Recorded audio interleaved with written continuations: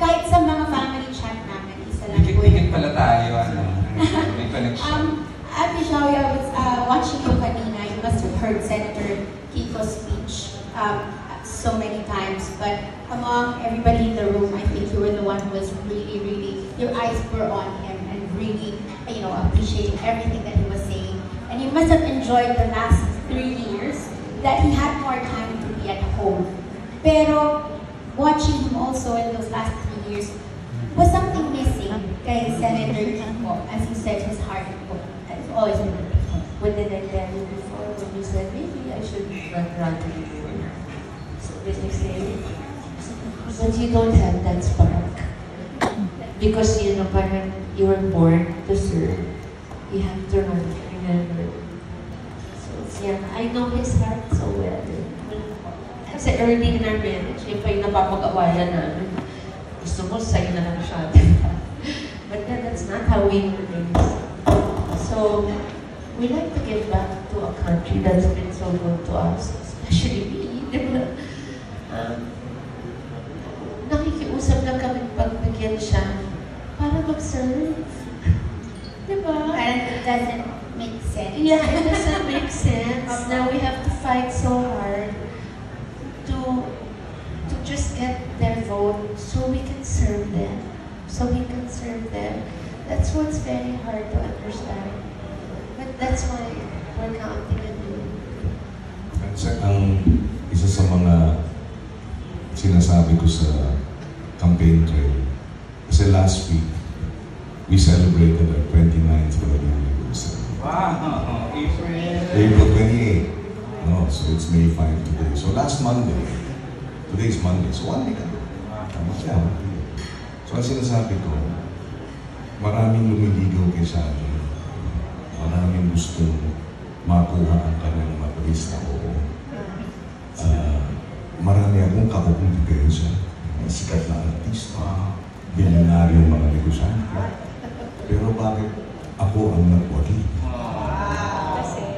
Kasi, sabi ko, imbis na mahamahaling bulaklak na rosas, tulips, ang binigay ko sa kanya, chicharong bulaklak. So, consistent. Noong pa man, hello pagkain mo. But then I say also that the reason why we lasted 29 years is because when I asked her to be my love, the love of my life, I promised her to love her forever. And I did that. I made sure I stayed true to that promise.